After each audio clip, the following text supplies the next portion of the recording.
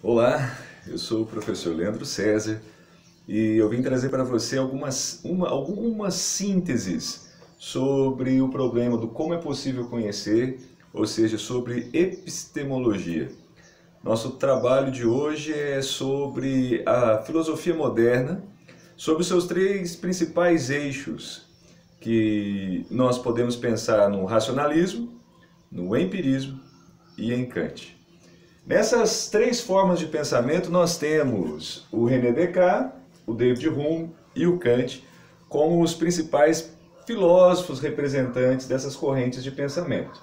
Bem, a primeira coisa que nós precisamos ter em mente é o seguinte: qual a importância desses filósofos e o que eles nos trazem que se pergunta sempre em vestibulares? Bem, o racionalismo e o empirismo são correntes filosóficas que deram origem àquilo que nós chamamos de ciência moderna, ou a ciência contemporânea, com seus métodos, com as suas formas de aplicações. Por isso que geralmente nós damos tanta importância a eles em vestibulares e priorizamos tanto o estudo desses filósofos em áreas das ciências humanas e também em estudos diversos. Vamos lá então. Quando nós tratamos de epistemologia, a primeira coisa, a epistemologia é o estudo do conhecimento. Então, como é possível conhecer? Como a mente humana ela estrutura formas de pensamento onde nós podemos dizer, olha, seguindo essa estrutura, é possível nós conhecermos isso, isso e isso, e nós podemos também não conhecer determinadas coisas. Vamos lá então, as primeiras perguntas são: como é possível conhecer? Será que a verdade ela é possível? E como funciona a capacidade humana de conhecer?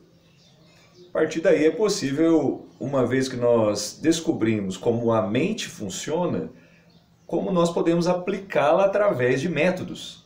E isso é uma das bases que deu origem à ciência depois. Bem, uma das coisas importantes para nós termos em mente é que não se busca mais o que na Idade Moderna.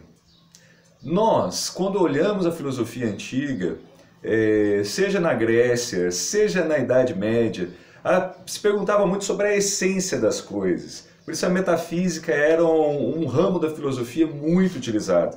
Mas aqui não. Aqui começa a se perguntar o como. Daí nós vemos que já nas bases filosóficas da ciência contemporânea, nós encontramos no como, ou seja, no processo descritivo das coisas, onde deve ser o foco do nosso pensamento. Beleza. Então não se busca mais as causas finais das coisas, mas se busca as causas mecânicas. Nós temos que ter presente que nós estamos aqui no início do século XVII, de meados do século XVII, início do século XVIII e também durante todo o século XVIII, onde então cada vez mais o pensamento ligado à metafísica vai sendo abandonado e aí a gente vai buscando uma mentalidade mais técnico-científica das coisas. Uma vez que é técnico-científico, a gente busca mais as causas mecânicas, ou seja, as leis naturais que regem o universo, mas leis naturais que se expressam em leis físicas ou mecânicas. Bem, daí surgiu o famoso Galileu, e nós sabemos bem a importância de Galileu para a percepção do universo como uma ordem mecânica. Ok, duas correntes são as principais, o racionalismo e o empirismo. O racionalismo, o principal representante é o filósofo René Descartes, e o empirismo, embora nós tenhamos muitos filósofos empiristas também, mas o principal é o David Hume. A primeira coisa que nós temos que perceber, e é assim eu falo para você que está estudando para o vestibular, é melhor você guardar essas duas colunas aqui, porque independente do filósofo que cair na prova, seja do Enem, seja de outro exame que você for fazer, é importante a gente entender as bases. Porque se você entender as bases do racionalismo e entender as bases do empirismo, não importa o filósofo que aparecer na sua frente, você vai saber responder. Primeira coisa, o racionalismo. O racionalismo, a própria palavra diz para você está na razão. O termo ismo, ele sempre prioriza algo, logo, racionalismo é a prioridade da razão. Ok. Empirismo, prioridade da empiria. Empiria em grego, que significa experiência, toque. Ok. No racionalismo, assim como no empirismo, existe um uso disciplinado de alguma coisa. Porque para a gente fazer análise de alguma coisa, a gente precisa de um método disciplinado. Então, a primeira coisa é que no racionalismo existe um uso disciplinado da razão em busca da verdade. A gente sempre, quando vai aplicar algum tipo de método científico, o foco é a verdade. Então, é um uso disciplinado da razão em vista da verdade. Enquanto no empirismo é um conhecimento que parte da experiência. Logo, é uma base de conhecimento o uso disciplinado dos sentidos e de métodos empíricos para chegar à verdade. Ok. No racionalismo, a percepção sensível é confusa e os sentidos são fonte de erro. O que significa isso? Significa que as nossas sensações, as nossas emoções, inclusive as reações que nós temos no cérebro provocadas pelas nossas sensações, ou seja, até mesmo os pensamentos que nós temos, eles são enganosos. Ou seja, nós não encontramos a verdade nos sentidos. Nós encontramos a verdade na razão que interpreta os sentidos. Bem, já no empirismo é o contrário. O conhecimento, ele está nas sensações.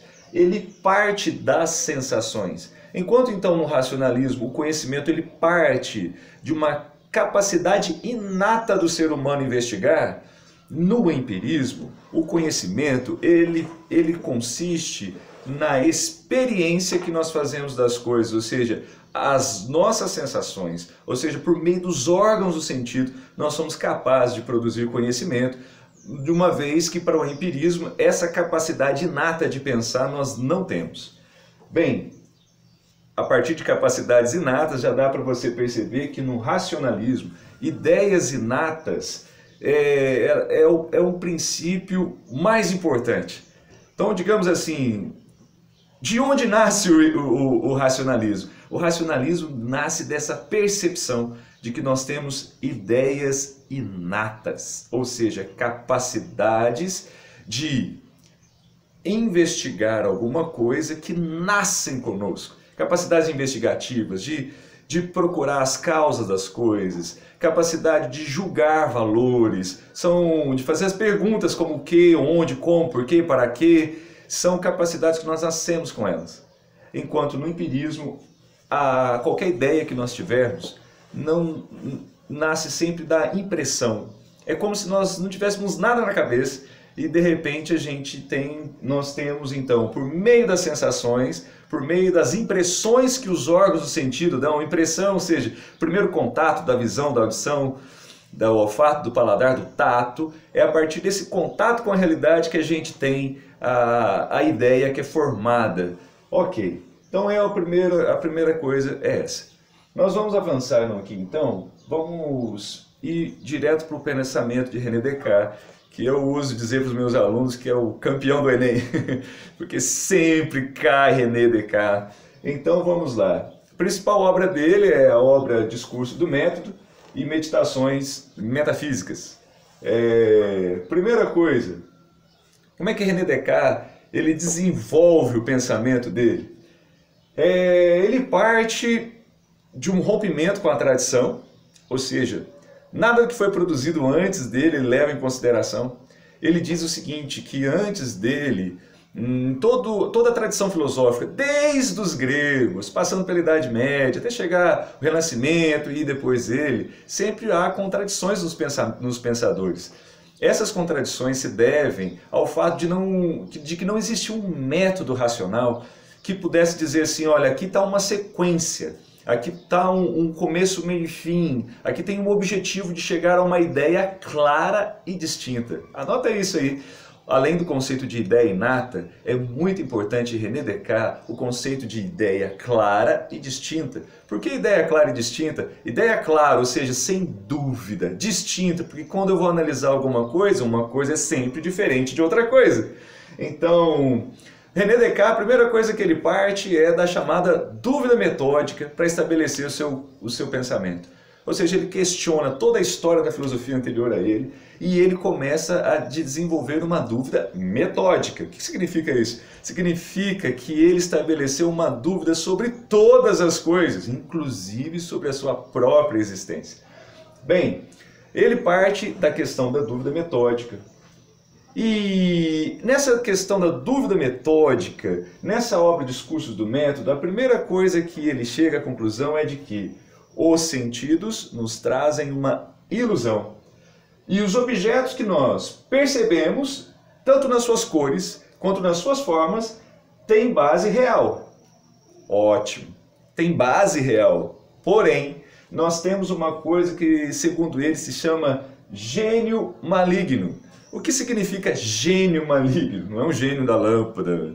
Ele usa uma linguagem figurada, tipo, a gente pode pensar como um Deus que nos engana, como um anjo. Sabe aqueles desenhinhos que tem um anjinho do bem e um anjinho do mal, e o anjinho do mal pega e fala assim, ah, isso aí é assim, assim, assim, assim, mas é uma verdade que não é verdade? Então, é o que o René Descartes chama de gênio maligno. Uma capacidade que também está dentro de nós. Na verdade, não vamos chamar de capacidade, vamos chamar de uma força que está dentro de nós, que nos leva a nos iludirmos diante das coisas, que nos cria ilusões sobre qualquer aspecto. Então, o gênio maligno é uma força que presente em nós, uma força psíquica, digamos assim, que nos induz ao erro. Então, nós temos que tomar cuidado com ela. Bem, na segunda meditação presente nesse livro, ele diz que é o seguinte, que é necessário que ao menos o eu exista diante do Deus enganador. Como assim? Então, se em todas as coisas que eu faço, existe a presença do gênio maligno que me tende a levar à ilusão, existe alguma verdade? A primeira verdade que ele diz é o seguinte, sim, existe uma verdade. Porque se eu questiono sobre a minha própria existência, eu posso questionar, será que eu existo? Claro que eu posso. Mas aí a questão é, será que eu posso duvidar do estar duvidando que eu existo? Aí ele diz, não, disso aí não, disso eu não posso duvidar. Logo, se eu sou agente pensante, o estar pensando é algo que eu não posso negar. Como eu sou o sujeito do estar pensando, logo eu existo. Ótimo. Essa é a chamada primeira ideia inata cartesiana e é um dos princípios mais importantes. É da onde nós tiramos aquela frase que o René Descartes escreveu, eu penso, logo eu existo.